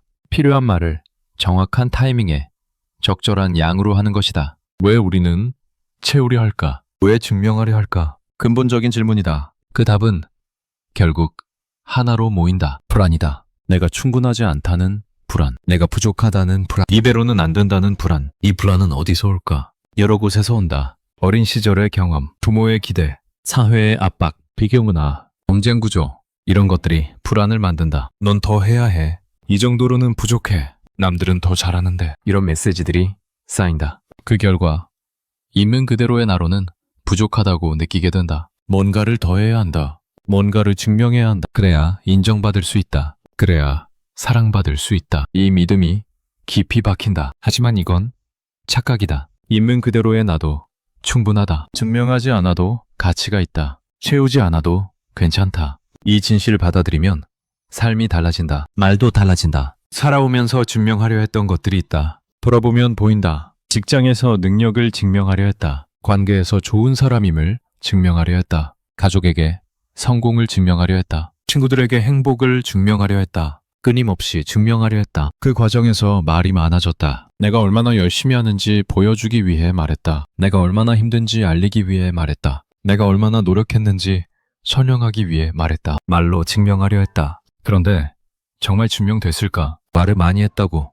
인정받았을까? 말을 많이 했다고 사랑받았을까? 솔직하게 생각해보면 그렇지 않았다. 오히려 말이 적을 때 더 인정받았다. 말 대신 행동으로 보여줬을 때 더 신뢰받았다. 조용히 있을 때 더 존중받았다. 증명의 역설이 있다. 증명하려 할수록 멀어진다. 인정받으려 할수록 인정받지 못한다. 사랑받으려 할수록 사랑받지 못한다. 이게 역설이다. 왜 그럴까? 증명하려는 태도 자체가 무언가를 드러내기 때문이다. 불안함을, 불확실함을, 자신감 없음을. 사람들은 그걸 감지한다. 의식적으로든 무의식적으로든. 이 사람은 왜 이렇게 했을까? 그런 의문이 생긴다. 불편함이 생긴다. 반면 증명하지 않는 사람은 편안하다. 여유가 있다. 그 여유가 신뢰를 준다. 이 사람은 뭔가 있구나. 그런 느낌이 든다. 굳이 보여주지 않아도 느껴진다. 말하지 않아도 전해진다. 그래서 증명을 포기하면 역설적으로 증명이 된다. 애쓰지 않을 때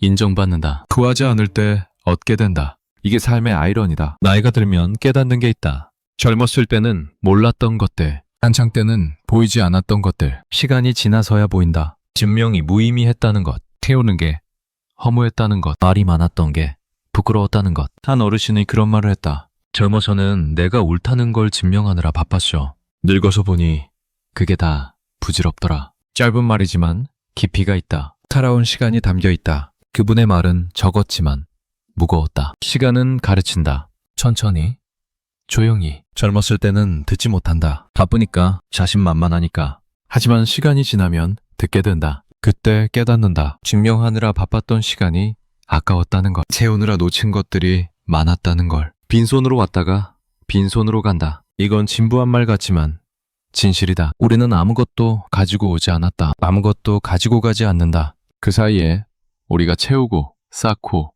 증명한 것들 결국 다 놓고 간다. 아무것도 가져가지 못한다. 이 사실을 깊이 받아들이면 삶이 달라진다. 뭘 그리 채우려 하나? 뭘 그리 증명하려 하나? 어차피 다 놓고 갈 건데. 이 깨달음이 있으면 힘이 빠진다. 좋은 의미로 조급함이 사라진다. 여유가 생긴다. 말도 달라진다. 뭘 그리 말하려 하나? 뭘 그리 설명하려 하나? 뭘 그리 해명하려 하나? 어차피 시간이 지나면 잊힌 내가 한 말도 남이 한 말도 다 잊힌다. 그걸 알면 말이 줄어든다. 고요한 인생이 있다. 밖으로 드러나지 않는 인생, 화려하지 않은 인생, 조용히 흘러가는 인생. 이런 인생은 겉으로 보면 볼품없어 보일 수 있다. 내세울 게 없어 보인다. 이야기할 게 없어 보인다. 하지만 그 안을 들여다보면 다르다. 깊이가 있다. 풍요가 있다. 폄하가 있다. 밖으로 드러내지 않을 뿐 내면은 충만하다. 말하지 않을 뿐 느끼고 있다. 보여주지 않을 뿐 살고 있다. 고요한 인생은 잔잔한 호수 같다. 표면은 고요하지만 깊이가 있다. 그 깊이 속에 많은 것이 있다. 바람에 흔들리지 않는다. 파도가 치지 않는다. 맑게 가라앉아 있다. 말이 많은 인생도 있다. 밖으로 드러나는 인생, 화려한 인생, 시끄럽게 흘러가는 인생. 이런 인생은 겉으로 보면 대단해 보인다. 할 이야기가 많아 보인다. 살아온 게 많아 보인다. 하지만 그 안을 들여다보면 다를 수 있다. 비어있을 수 있다. 메마를 수 있다. 불안할 수 있다. 밖으로 드러내느라 내면을 돌보지 못했을 수 있다. 말하느라 느끼지 못했을 수 있다. 보여주느라 살지 못했을 수 있다. 말이 많은 인생은 출렁이는 바다 같다. 표면은 화려하지만 혼란스럽다. 파도가 친다. 바람에 흔들린다. 가라앉지 못한다. 맑지 않다. 어떤 인생이 더 나은 걸까? 이건 판단의 문제가 아니다. 각자의 선택이다. 고요한 인생을 선택할 수도 있고 시끄러운 인생을 선택할 수도 있다. 누가 옳고 그른 게 아니다. 다만 알아야 한다. 자신이 어떤 삶을 살고 있는지, 채우려는 삶인지, 비우려는 삶인지, 증명하려는 삶인지, 그냥 사는 삶인지 그걸 인식해야 한다. 인식 없이는 선택도 없다. 그냥 흘러갈 뿐이다. 인식하면 선택할 수 있다. 이대로 갈 것인가? 바꿀 것인가? 계속 채울 것인가? 비우기 시작할 것인가? 계속 증명할 것인가? 내려놓을 것인가? 그 선택은 각자의 몫이다. 삶을 멀리서 바라보면 달라 보인다. 일상에 묻혀 있으면 안 보인다. 너무 가까이 있으니까. 하지만 한 발짝 물러서면 보인다. 전체 그림이 보인다. 내가 어디에 서 있는지 보인다. 어디로 가고 있는지 보인다. 지금까지의 삶을 멀리서 바라보자. 마치 영화처럼 주인공이 나다. 그 주인공이 어떻게 살아왔는지 본다. 무엇을 쫓아왔는지 본다. 무엇을 채우려 했는지 본다. 무엇을 증명하려 했는지 본다. 그 모습이 어떤가? 만족스러운가? 그렇게 살고 싶었던 건가? 아니면 어딘가 어긋나 있는가? 이렇게 살려던 건 아닌데 하는 느낌이 있는가? 멀리서 보면 보인다. 가까이서는 안 보이던 것들이 당연하다고 생각했던 것들의 의미가, 나쁘게 지나쳤던 것들의 가치가. 그래서 가끔은 멀리서 봐야 한다. 후회는 쓸모가 있다. 후회는 부정적인 감정으로 여겨진다. 하지만 후회가 있어야 배운다. 후회가 있어야 바뀐다. 후회 없이 사는 건 불가능하다. 후회를 통해 성장하는 게 현실적이다. 지난 삶에서 후회되는 부분이 있을 것이다. 말을 너무 많이 했던 순간, 증명하려고 애썼던 순간, 채우느라 바빴던 순간, 그런 후회가 있다면 그건 좋은 신호다. 뭔가 깨달았다는 뜻이다. 뭔가 달라지고 싶다는 뜻이다. 후회를 부정하지 말자. 후회를 피하지 말자. 후회를 똑바로 보자. 그 안에서 배우자. 그리고 앞으로를 다르게 살자. 후회는 과거를 바꿀 수 없지만 미래를 바꿀 수 있다. 지금부터라도 달라질 수 있다. 과거는 지나갔다. 바꿀 수 없다. 하지만 앞으로는 다르다. 선택할 수 있다. 채우려는 삶 대신 비우려는 삶을 선택할 수 있다. 증명하려는 삶 대신 그냥 사는 삶을 선택할 수 있다. 물론 쉽지 않다. 오래된 습관은 잘 안 바뀐다. 깊이 박힌 불안은 쉽게 사라지지 않는다. 하지만 불가능하지는 않다. 조금씩, 천천히, 한 번에 다 바꾸려 하지 말고 오늘 하나, 매일 하나, 그렇게 가면 된다. 중요한 건 방향이다. 어디를 향해 가고 있는지, 채우는 쪽으로 가고 있는지, 비우는 쪽으로 가고 있는지, 증명하는 쪽으로 가고 있는지, 내려놓는 쪽으로 가고 있는지. 당연히 맞으면 속도는 상관없다. 죽음을 생각하면 명확해진다. 이건 무거운 주제다. 하지만 피할 수 없는 주제다. 우리는 모두 죽는다. 언젠가는 끝난다. 그 사실을 직시하면 많은 것이 명확해진다. 죽음 앞에서 중요한 게 뭘까? 내가 얼마나 많이 말했는지, 내가 얼마나 많이 증명했는지, 내가 얼마나 많이 채웠는지. 아마 아닐 것이다. 죽음 앞에서는 다른 것들이 중요해진다. 사랑했는지, 의미 있었는지, 진실했는지. 죽음을 생각하면 말이 줄어든다. 쓸데없는 말이 무의미해진다. 증명이 무의미해진다. 채우는 게 무의미해진다. 정말 중요한 것만 남는다. 물론 매 순간 죽음을 생각하며 살 수는 없다. 그건 너무 무겁다. 하지만 가끔은 떠올려야 한다. 그래야 균형을 잡을 수 있다. 그래야 정말 중요한 걸 놓치지 않을 수 있다. 무엇이 남을까? 내가 죽고 나면 무엇이 남을까? 사람들은 나를 어떻게 기억할까? 내가 한 말을 기억할까? 내가 증명한 것을 기억할까? 내가 채운 것을 기억할까? 아마 아닐 것이다. 사람들이 기억하는 건 다른 것이다. 내가 어떤 사람이었는지, 어떤 느낌을 주는 사람이었는지, 함께 있으면 어땠는지, 그런 것들이 기억된다. 말이 많았던 사람으로 기억되고 싶은가? 아니면 말은 적었지만 깊이 있는 사람으로 기억되고 싶은가? 증명하려 애썼던 사람으로 기억되고 싶은가? 아니면 그냥 있는 것만으로도 좋았던 사람으로 기억되고 싶은가? 이 질문에 대한 답이 방향을 알려준다. 어떻게 살아야 하는지, 어떻게 말해야 하는지, 어떤 태도로 임해야 하는지. 삶의 무게는 채운 양과 비례하지 않는다. 많이 채웠다고 무거운 삶이 아니다. 많이 말했다고 의미 있는 삶이 아니다. 많이 증명했다고 가치 있는 삶이 아니다. 오히려 반대일 때가 많다. 가장 무거운 삶은 가장 비어있는 삶일 수 있다. 가장 의미 있는 삶은 가장 조용한 삶일 수 있다. 가장 가치 있는 삶은 증명 없이 산 삶일 수 있다. 역설이지만 진실이다. 무게는 밖에서 오지 않는다. 안에서 온다. 외면의 깊이에서 온다. 내면의 평화에서 온다. 내면의 진실함에서 온다. 그걸 가진 사람은 말을 많이 하지 않아도 무겁다. 그걸 가지지 못한 사람은 말을 아무리 많이 해도 가볍다. 그냥 있어도 된다. 이 말이 위로가 될 수 있다. 증명하지 않아도 된다. 채우지 않아도 된다. 말하지 않아도 된다. 그냥 있어도 된다. 있는 그대로의 나로 충분하다. 더 보태지 않아도 된다. 더 설명하지 않아도 된다. 그냥 이대로 괜찮다. 이 믿음이 있으면 삶이 편해진다. 말이 줄어든다. 여유가 생긴다. 물론 이 믿음을 갖기까지가 어렵다. 평생 증명하며 살아온 사람에게 증명하지 않아도 돼 라고 말해봤자 쉽게 받아들여지지 않는다. 머리로는 이해해도 마음으로는 안 된다. 시간이 걸린다. 경험이 쌓여야 한다. 서서히 스며들어야 한다. 그래도 시작은 인식이다. 내가 증명하려 하고 있다는 걸 인식하는 것. 내가 채우려 하고 있다는 걸 인식하는 것. 그 인식이 있으면 조금씩 달라질 수 있다. 쇼펜하우어의 명언으로 돌아오자. 말이 많은 건 표현력이 아니라 지능의 부족이다. 이 문장을 이제 더 넓게 볼 수 있다. 말의 문제가 아니다. 삶의 문제다. 말이 많은 건 채우려는 삶의 표현이다. 증명하려는 삶의 표현이다. 불안한 삶의 표현이다.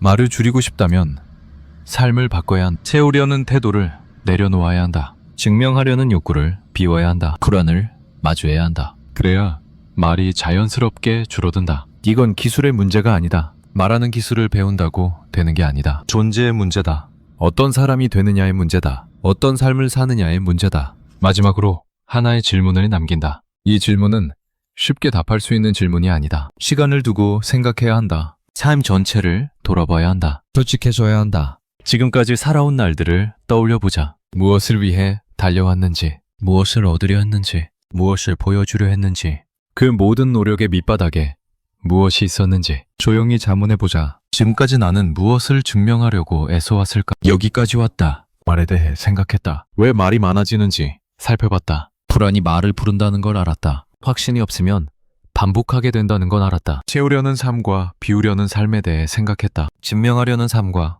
그냥 사는 삶에 대해 생각했다. 이제 마무리할 시간이다. 하지만 이 마무리는 결론이 아니다. 답을 내리는 게 아니다. 오히려 질문을 남기는 것이 스스로에게 던지는 질문. 그 질문을 품고 살아가는 것. 그게 진짜 마무리다. 말을 줄이라고 말하지 않겠다. 그건 교훈이 되어버린다. 교훈은 무겁다. 짐이 된다. 또 하나의 해야 할 것이 된다. 이미 우리 삶에는 해야 할 것이 너무 많다. 더 보태고 싶지 않다. 말을 줄이는 게 좋다는 건 이제 안다. 하지만 그걸 실천해야 한다고 강요하면 또 다른 증명이 된다. 말을 줄이는 사람이 되어야 한다는 증명. 그러면 본질이 어긋난다. 진명에서 벗어나려다 또 다른 진명에 갇히게 된다. 그래서 말을 줄이라고 하지 않겠다. 대신 다른 것을 생각해보자. 내가 정말 하고 싶은 말은 무엇인가? 이게 더 중요한 질문일 수 있다. 우리는 많은 말을 한다. 하루에도 수천 마디를 한다. 그 중에 정말 하고 싶었던 말은 얼마나 될까? 대부분은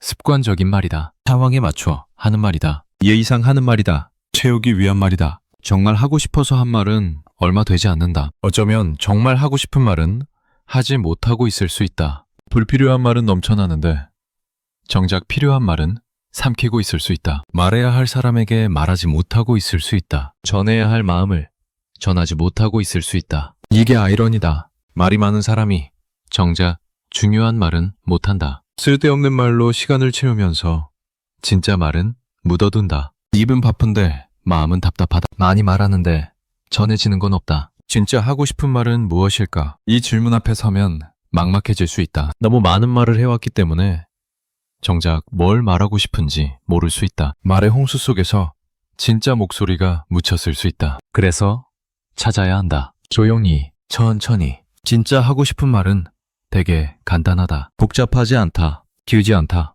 한마디일 수도 있다. 단 몇 글자일 수도 있다. 하지만 그 한마디가 무겁다. 그 몇 글자가 깊다. 그래서 쉽게 꺼내지 못한다. 고마워. 미안해. 사랑해. 보고 싶어. 이런 말들이다. 누구나 아는 말이다. 흔한 말이다. 하지만 막상 하려면 어렵다. 쑥스럽고 어색하고 용기가 필요하다. 그래서 삼킨다. 대신 다른 말을 한다. 올려서 말한다. 아니면 그냥 말하지 않는다. 하지 못한 말이 쌓인다. 시간이 지나면서 쌓인다. 그때 했어야 할 말, 그때 전했어야 할 마음, 하지 못한 채로 지나간 순간들, 그런 것들이 쌓인다. 마음 한구석에 남아있다. 어떤 건 이제 할 수 없다. 기회가 지나갔다. 그 사람이 떠났다. 상황이 바뀌었다. 아무리 하고 싶어도 할 수 없다. 그런 말들은 후회가 된다. 가슴에 남는다. 때로는 아프다. 어떤 건 아직 할 수 있다. 기회가 남아있다.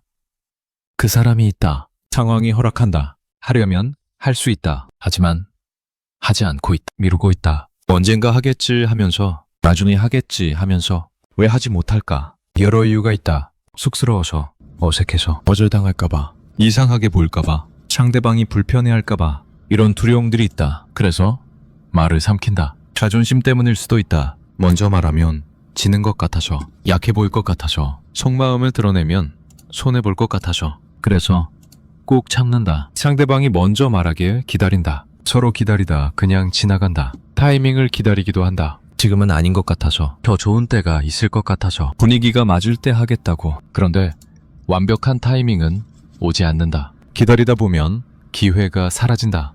말하지 않아도 알 거라고 생각하기도 한다. 굳이 말하지 않아도 상대방이 알 거라고, 내 마음을 알아줄 거라고, 행동으로 보여주고 있으니까 말 안 해도 느낄 거라고 그렇게 생각한다. 하지만 사람은 모른다. 말하지 않으면 모른다. 행동으로 보여줘도 말로 확인받고 싶어한다. 느끼더라도 듣고 싶어한다. 말에 힘이 있다. 전해지는 게 다르다. 행동만으로는 채워지지 않는 부분이 있다. 당연하다고 생각해서 말하지 않는다. 알고 있을 거라고 생각해서 말하지 않는다. 하지만 당연한 건 없다. 아는 것도 다시 들으면 좋다. 사랑한다는 말을 100번 들어도 101번째가 새롭고, 고맙다는 말을 1000번 들어도 1001번째가 따뜻하다. 말에는 때가 있다. 영원히 할 수 있는 말은 없다. 언젠가는 기회가 사라진다. 그 사람이 떠날 수 있다. 내가 떠날 수 있다. 관계가 변할 수 있다. 상황이 달라질 수 있다. 그때는 아무리 하고 싶어도 할 수 없다. 그래서 때가 있을 때 해야 한다. 미루지 말아야 한다. 나중에 하겠다고 하지 말아야 한다. 지금 해야 한다. 오늘 해야 한다.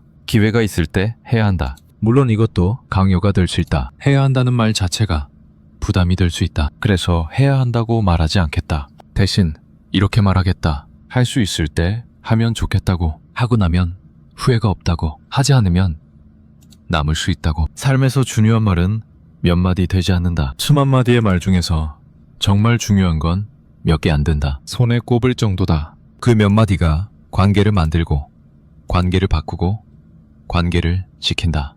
그 몇 마디가 삶을 바꾸기도 한다. 중요한 말은 화려하지 않다. 대단하지 않다. 일상적인 말이다. 하지만 그 일상적인 말을 제때 하는 게 어렵다. 적절한 순간에 적절한 사람에게 진심을 담아 하는 게 어렵다. 그래서 귀하다. 그래서 값지다. 불필요한 말은 쉽게 나온다. 습관적으로 나온다. 하지만 중요한 말은 쉽게 나오지 않는다. 용기가 필요하다. 진심이 필요하다. 결단이 필요하다. 그래서 더 가치가 있다. 침묵에도 종류가 있다. 할 말이 없어서 하는 침묵이 있다. 할 말이 있는데 하는 침묵이 있다. 이 둘은 다르다. 전자는 비어있는 침묵이다. 후자는 가득 찬 침묵이다. 할 말이 있는데 하는 침묵. 이건 무겁다. 속에 뭔가가 있는데 꺼내지 못한다. 답답하다. 갑갑하다.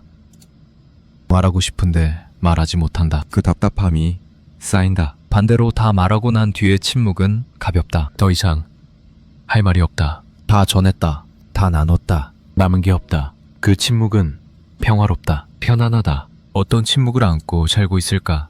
지금 안고 있는 침묵은 어떤 종류일까? 비어있는 침묵일까? 가득 찬 침묵일까? 할 말이 없는 침묵일까?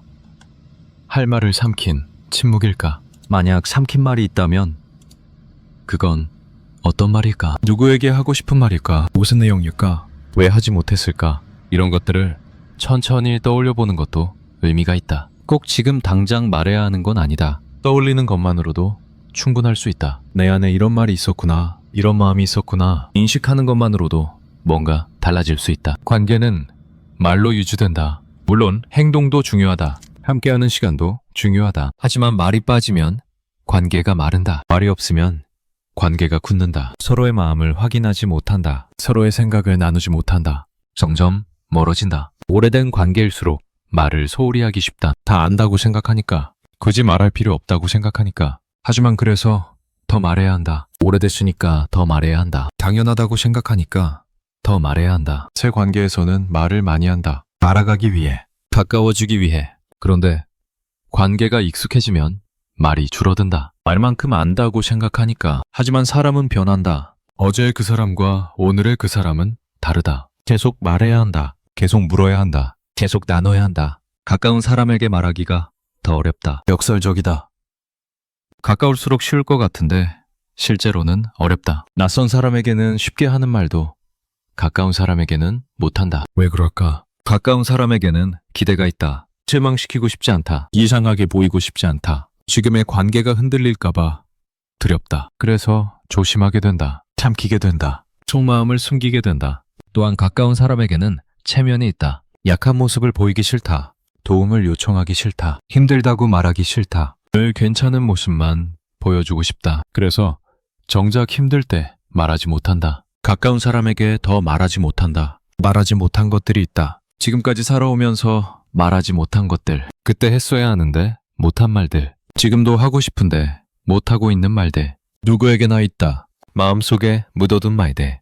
부모님께 하지 못한 말이 있을 수 있다. 고맙다는 말, 미안하다는 말, 사랑한다는 말. 어릴 때는 쉽게 했는데 커서는 어렵다. 쑥스럽다. 어색하다. 그래서 삼킨다. 배우자에게 하지 못한 말이 있을 수 있다. 오래 함께해서 당연해진 것들, 감사한 것들, 미안한 것들, 다 알 거라고 생각해서 말하지 않은 것들. 자녀에게 하지 못한 말이 있을 수 있다. 바빠서 못한 말, 어떻게 해야 할지 몰라서 못한 말, 자존심 때문에 못한 말, 친구에게, 동료에게, 스쳐간 사람들에게 하지 못한 말들이 있다. 어딘가에 남아있다. 후회는 대부분 하지 않은 것에서 온다. 한 일에 대한 후회보다 하지 않은 일에 대한 후회가 더 크다. 한 말에 대한 후회보다 하지 않은 말에 대한 후회가 더 오래간다. 말에서 후회하는 건 시간이 지나면 희미해진다. 그때 왜 그런 말을 했을까 하는 후회는 점점 옅어진다. 하지만 말하지 않아서 후회하는 건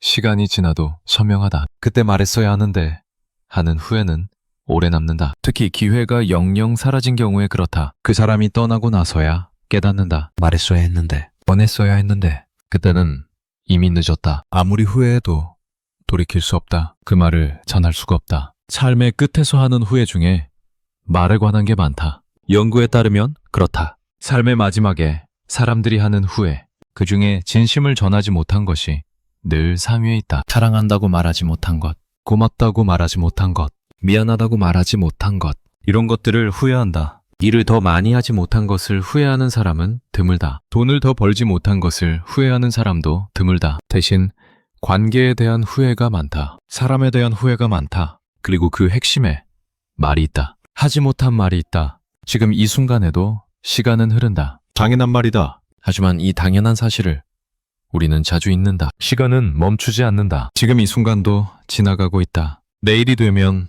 오늘은 어제가 된다. 기회는 줄어든다. 할 수 있는 시간이 줄어든다. 이걸 무섭게 받아들일 필요는 없다. 조급해질 필요도 없다. 다만 인식은 하자. 시간이 흐르고 있다는 것을, 무한하지 않다는 것을, 언젠가는 끝이 있다는 것을. 그 인식이 있으면 우선순위가 달라진다. 중요한 게 먼저 보인다. 하고 싶은 말이 있다면 시간이 있을 때 해야 한다. 미루면 안 된다. 나중에 하겠다고 하면 안 된다. 나중은 없을 수도 있다. 지금이 있을 뿐이다. 말한다는 건 용기다. 특히 진심을 말하는 건 용기가 필요하다. 거절당할 수 있다. 무시당할 수 있다. 어색해질 수 있다. 그런 위험을 감수해야 한다. 그래서 용기다. 하지만 말하고 나면 후회가 없다. 결과가 어떻든 말했다는 것 자체에 의미가 있다. 전했다는 것 자체에 가치가 있다. 받아들여지지 않아도 괜찮다. 내 마음을 표현했으니까. 내 진심을 전했으니까. 말하지 않으면 후회가 남는다. 말했으면 어땠을까? 받아들여졌을까? 달라졌을까?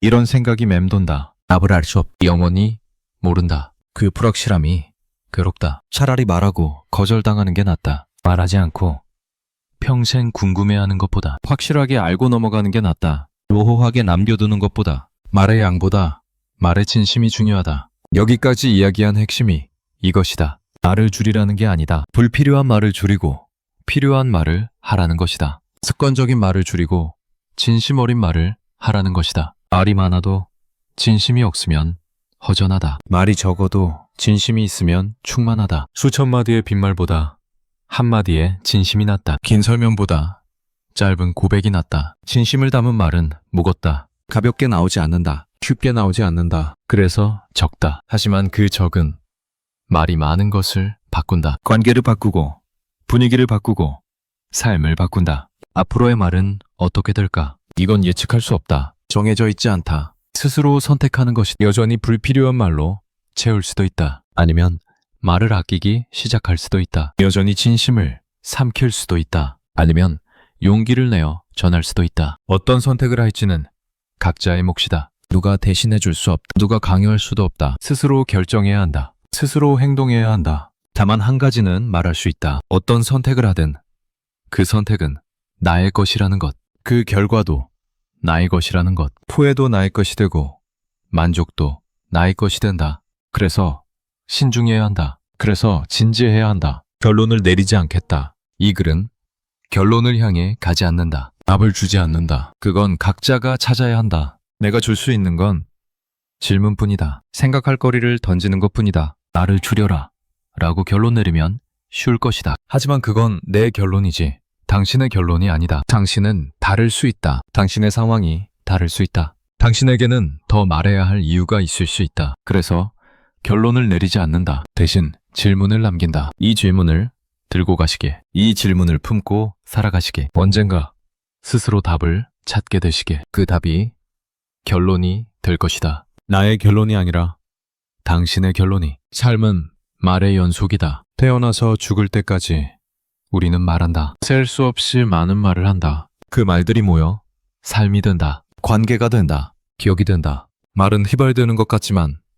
실은 남는다. 어딘가에 남는다. 누군가의 기억에 남는다. 내 삶의 일부로 남는다. 어떤 말들로 채워진 삶인가? 뒤돌아보면 무엇이 보이는가? 불필요한 말들의 잔해인가? 진심 어린 말들의 흔적인가? 후회되는 말들인가? 감사한 말들인가? 앞으로의 삶은 어떤 말들로 채워질까? 이건 아직 정해지지 않았다. 지금부터 만들어가는 것이다. 오늘부터 쌓아가는 것이다. 말과 침묵 사이에 선택이 있다. 매 순간 선택한다. 말할 것인가?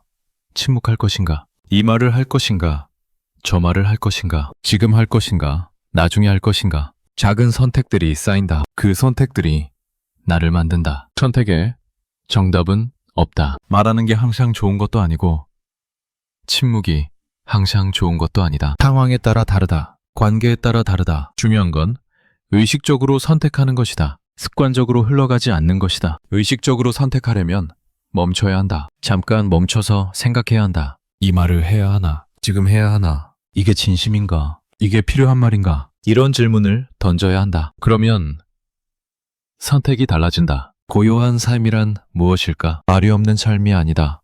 불필요한 말이 없는 삶이다. 소란이 없는 삶이다. 진심만 남은 삶이다. 고요한 삶에서는 말이 적다. 하지만 그 적은 말이 깊다. 무겁다. 의미 있다. 허튼 말이 없다. 채우기 위한 말이 없다. 증명하기 위한 말이 없다. 오직 진심만 있다. 그런 삶은 평화롭다. 말 때문에 지치지 않는다. 말 때문에 후회하지 않는다. 말 때문에 관계가 틀어지지 않는다. 필요한 말을 필요할 때 하니까. 그러면 삶이 깔끔해진다. 이제 끝이다. 긴 이야기였다. 쇼펜하우어의 한 문장에서 시작했다. 말이 많은 건 표현력이 아니라 지능의 부족이다. 이 문장을 여러 각도에서 봤다. 말이 많아지는 이유를 살폈다. 삶 전체로 확장해서 생각했다. 그리고 여기까지 왔다. 이제 남은 건 질문이다. 답이 아니라 질문이다. 이 질문을 품고 가시길 바란다. 급하게 답하지 않아도 된다. 시간을 두고 생각해도 된다. 어쩌면 평생 품고 가야 할 질문일 수도 있다. 그래도 괜찮다. 질문이 있다는 것 자체가 의미 있다. 돌아보자.